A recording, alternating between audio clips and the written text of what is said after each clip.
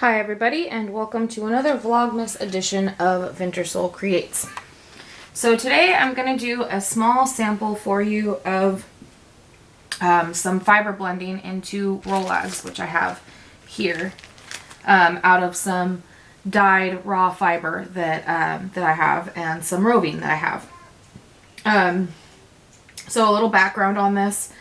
I'm making a gift for my sister that is going to be kind of like fall leaves colors and theme. And so I started with kind of some shades of purple, and I blended into some browns and a little bit of green and some kind of reddish brown tones, and now I'm blending into, like, I'm going from the browns into the reds now. Okay, so I'm going to get started here. I'm just going to do a couple of rolags. I have a ton to do, but I just wanted to get a video put out on this. I'm going to do another one with the fiber I have for my mom's Christmas gift as well at some point. But anyway, again, I don't have time to show you the entire process of all the rolags that I'm going to be making, because I have like 15 colors that I'm eventually blending together to create the gradient that I want to create for this yarn. So anyways, we'll get right into it. So I have my blending board turned to the side. Mine does not have a stand. Some of them come with stands, but I literally ordered the kind of least expensive one I could find on Amazon. So mine didn't come with a stand.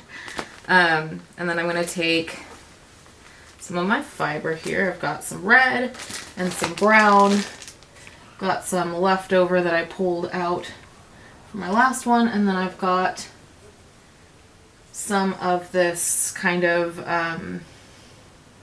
sort of wine toned color. And I'm just going to check my frame real quick. Make sure you can, oh yeah, you can't see what I'm doing. Move this back and move these up, and then this is the brown and the red and the wine toned color. Okay, so I have it turned sideways because I'm going to be pulling this direction. If you have one that has a stand, you can do it standing up. I could do it facing me, but I just find this is more ergonomic for me personally. So this is how I've been doing it. So I'm just going to take this and kind of pull some colors through. There's still some vegetable matter in this, which, you know, it's just how it is. This is some leftover that I pulled out of my comb after tamping it down my last round. Just going to pull that through as well. I'm going to take some of this red and sort of start pulling that through. I'm not trying to make it, you know, so linear. I usually start with some kind of linear lines to kind of give myself some defining space, and then I sort of work from there. But it doesn't need to be like that. You can layer on your fiber however you want. And so this fiber, this red and brown that you saw me do, that's some romney. It's has a really long stable length. I'm not sure, like, in inches what it is. I haven't measured it. I just know that this is merino, and this has, I don't know, like a 3-inch maximum stable length. And the romney is a lot longer. It's also a lot coarser. They're both pretty soft, but the romney is the romney almost feels more like human hair, where the merino feels more like, you know, sheep fluff, or what you want sheep fluff to feel like. All right, so I'm layering some of this on. Then I'm going to take my little tiny comb here and just sort of, I'm not dragging it, I'm just sort of pushing it down into the board. into the teeth here. And I'm not worried about the vegetable matter that's in here. I can pick it out as I'm going through and doing my rolags. And also, in my experience, it's pretty easy to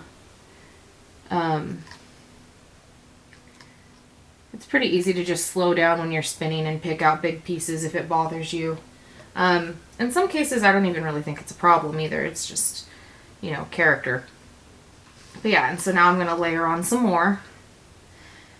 I've seen some people do this with a lot, like not as dense of an amount of fiber as I am using with mine. But I like the way I've been doing it, so this is how I'm doing it. Okay.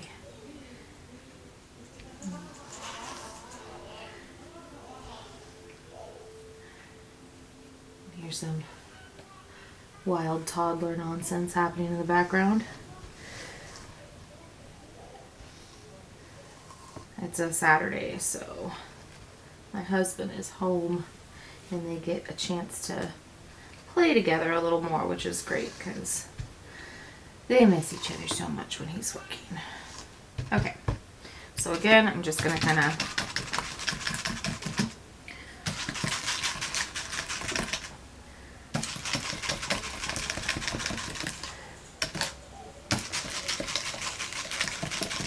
sort of tamp it down, and then I'm going to add a little more of this on top just to kind of fill it out.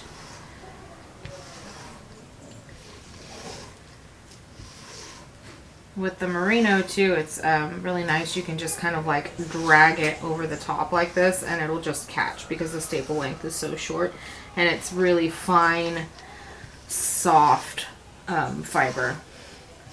It just gets right in there and comes right off the... Alright, had to change my battery real quick, but anyways, what I was saying is it just comes right off the length of roving, and it's really really nice to work with in that particular kind of way.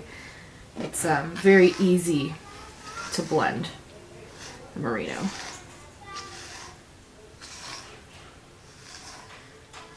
Okay, I think that'll about do it. Again, gonna just run it through here. Oops, I kind of dragged on that one. And that's what happens when you drag on it. You get some bits coming out. So I'll just reincorporate that.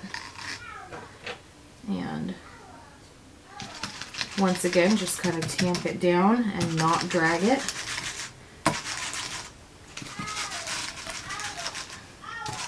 Sometimes when I get doing this kind of fast, I end up dragging it on accident. Okay, so now I'm going to turn it this direction. Hopefully I can, I might have to widen out my, yeah, that'll do. So, sorry if you see a little more of me than you're used to here. I try to keep myself out of the videos for the most part, but sometimes I kind of have to use myself to pull. So just to show you here, I didn't really explain. So I take the two sticks, put one on the bottom, one at the top, and I'm rolling them to get the fiber on the dowels. And then you're just going to pull. You don't want it to be too tight. You want the sticks to still be able to move a little bit. And you're just going to pull.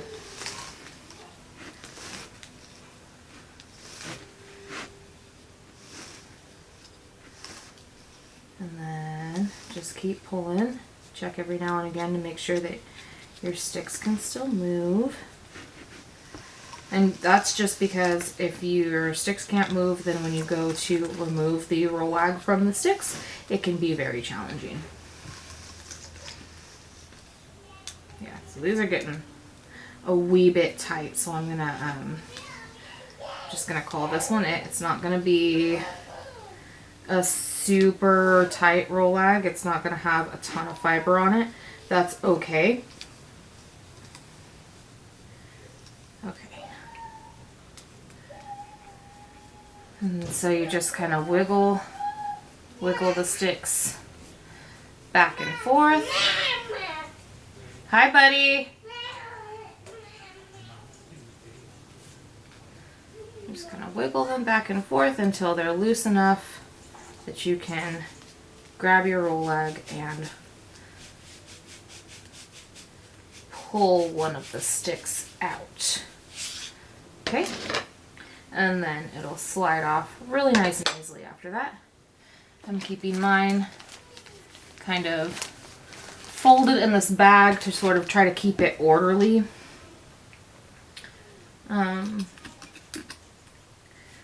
So that when I go to spin these, I can get the gradient that I'm looking for. I don't want them to be too mixed up. A little bit mixed up is fine because there's not a ton of difference from one to the next when they're on the same board or when I'm using the same fibers, but you can see just, I don't know if you can because of the glare from my ring light, but some of these it's like, these ones have a deeper red, and then we're transitioning into this kind of more wine color. And so when I go to spin these, I want to try to keep these ones together and then transition the same way that I have it in here. But, you know, we'll see how that works out. That might not work out the way I have it planned in my mind. Because this is I have a lot of fiber that I'm trying to spin here. Okay, so I'll take another section here, sandwich it between the two dowels, and this is where I'm gonna get some more of myself in the front because I have to use my body as leverage until I get to a point here where I can use the board as leverage. Okay. I have pretty small hands, so can only use the board as leverage for so long, unfortunately. Unfortunately for myself, I have to smash it against my body in order to roll them up. Okay, so there's rolag number 2. Again, we're just gonna loosen up the dowels here, pull one out, and then just slide it off. And into the bag it goes with its companions.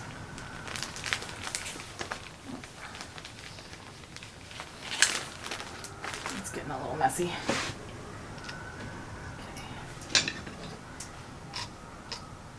You can hear the wind howling in the background. We're having a massive storm right now, which is nice. It's funny, when I lived in Humboldt, I really did not fancy having massive storms because they seemed fairly constant.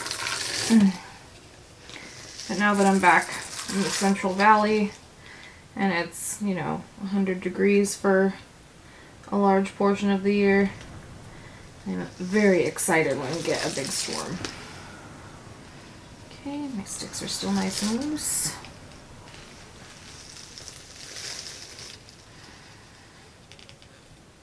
Getting a little tight, but yeah, not bad. Now it's a good thing I'm ending this video because it sounds like I've got a little dude out there who wants some mama snuggles. So I just kind of like smooth this down so that I don't have a lot of flyaways. And again, I'm just gonna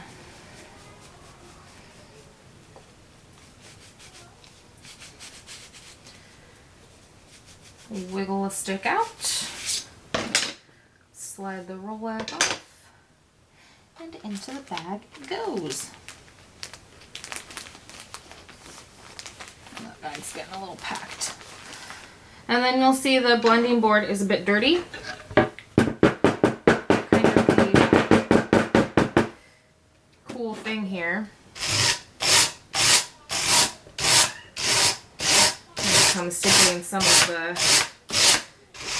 dirt that is left. Sorry, you probably can't hear me over this. So when you wash your own fiber, you end up with a lot of, you know, vegetable matter and debris left in your fiber. And I found that you can kind of just comb through your blending board after each set of rolags, and a ton of dirt and debris will come out. You can just sweep it up and throw it away. And that is why in my previous video, when you saw me carding some fiber, and I was saying that I wasn't concerned about how much dirt there was still left in the fiber because a lot of it was going to come out in blending. That's what I'm talking about.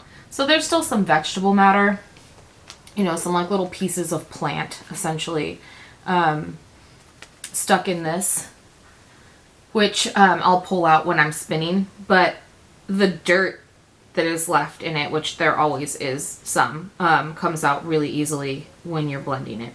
So just a good thing to keep in mind if you are washing your own fiber and carding it and blending it and spinning it.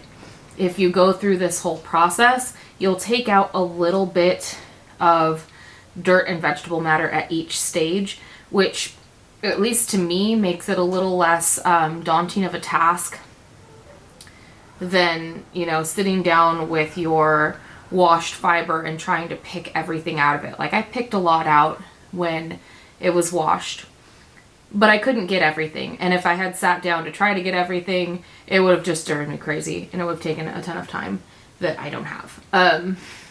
So for me, this is just an easier way to do it. And yeah, that's it. That concludes this video. You will see me spin some of this, maybe not these exact ones, but you'll see me spin some of the rolags in this set of yarn at some point, probably later this week.